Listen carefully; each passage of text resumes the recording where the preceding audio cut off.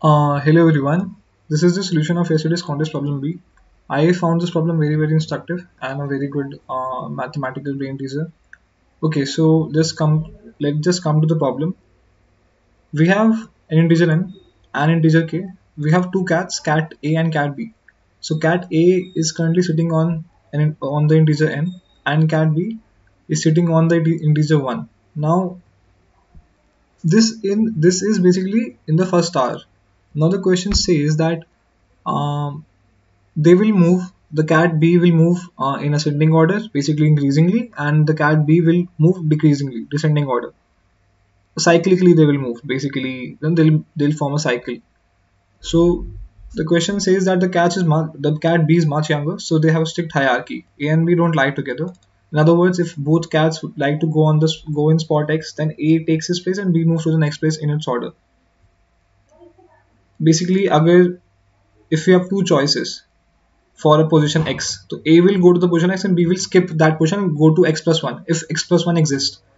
Well, basically if x plus 1 exists, then it will go to x plus 1. It could be that, and x plus 1 is basically 1 because it's basically it's a cycle, right? So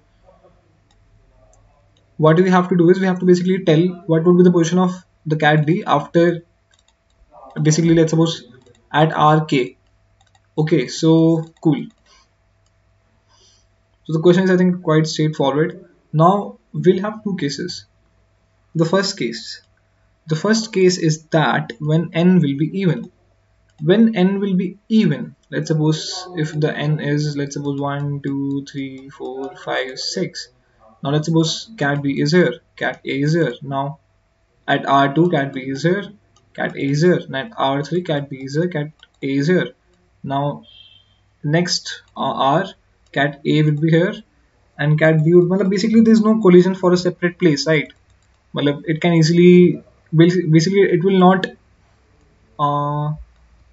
it will not meet at any point. It is intersecting though, but what I want to say is there would be no common resource that they want to share.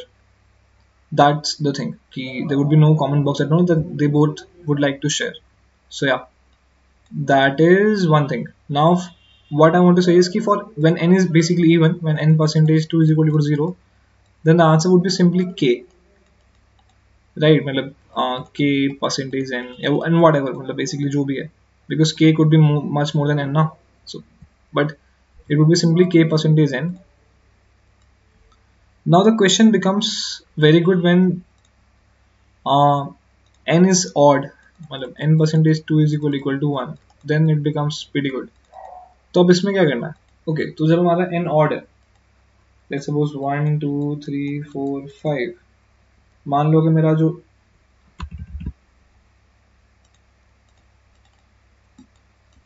एक second इसको नीचे कर लो थोड़ा.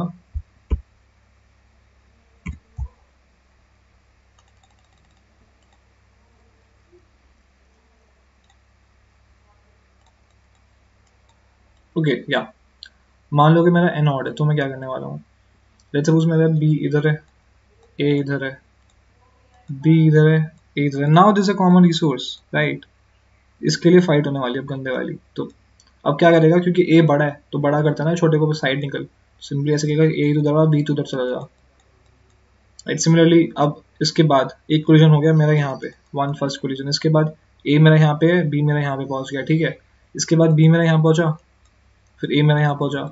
अब b जाएगा, since cyclically move कर रहे हैं तो b जाएगा फर्स्ट पे, बट फर्स्ट के लिए फिर से लड़ाई होगी तो a फिर से इधर आ गया और b मेरा पहुंच गया यहाँ पे. तो ये मेरा हो गया second collision, right? So similarly जब हम करेंगे तो मेरा बेसिकली अभी a इधर है, तो अब इसके बाद बेसिकली क्या हुआ कि मेरा a पहुंच जाएगा इधर और मेरा b पहुंच जाएगा इधर,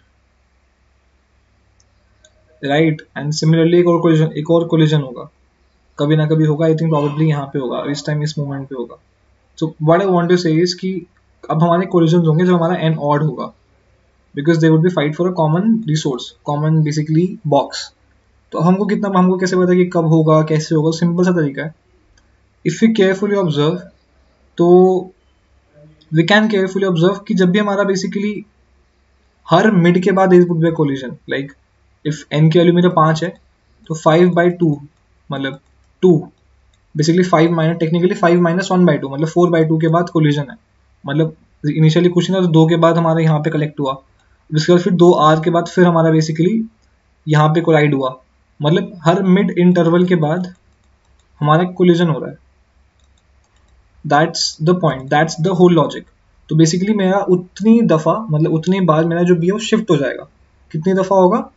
हर मिड का मेरा कोलिजन है तो मैं टोटल नंबर ऑफ, मैं के निकाल लूंगा, के को मिड से डिवाइड कर दूंगा, उतनी बार मेरा शिफ्ट हो जाएगा, और डिवाइड करूंगा परसेंटेज में, डिवाइड नॉर्मल डिवाइड करूंगा, उतनी बार मेरा शिफ्ट हो जाएगा बेसिकली वो आगे की तरफ।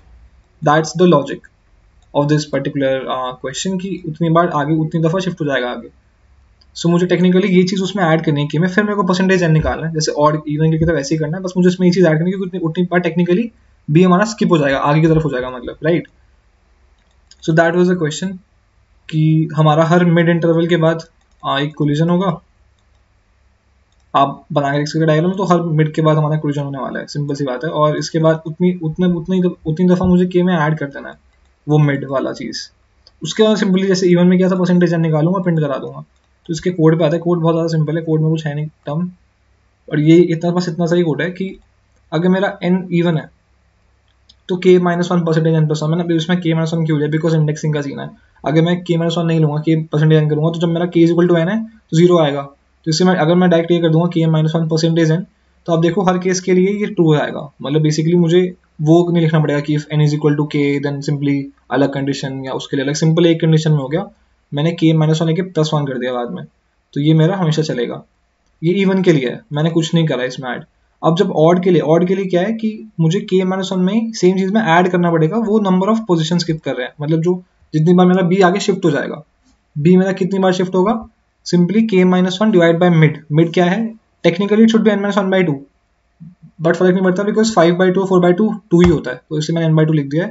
वैसे it could be n minus one by to, तब भी आंसर सही आएगा, फर्क नहीं पड़ता कुछ, क्योंकि ऑड के लिए तो सेम ही है ना।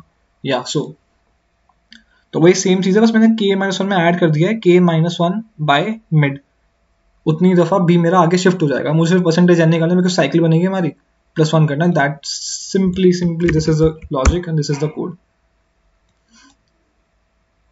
नाउ या let's just submit it and see if this working. तो वही इवन के लिए कुछ नहीं है, सिंपली के परसेंटेज एन है, और ऑड के लिए हमको शिफ्ट करना है। शिफ्ट कितना करेंगे? हर मिड इंटरवल के बाद शिफ्ट होता जाएगा बेसिकली बी हमारा आगे की तरफ। That's the logic.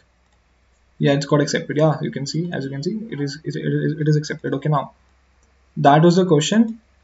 If you don't understand it, please comment. I'll reach out to you. And yeah, thanks for watching. And I'll posted the video solutions of CD as well, and I'll be posting the solution of E as well. So yeah, feel free to check that out if you want to. Thank you very much.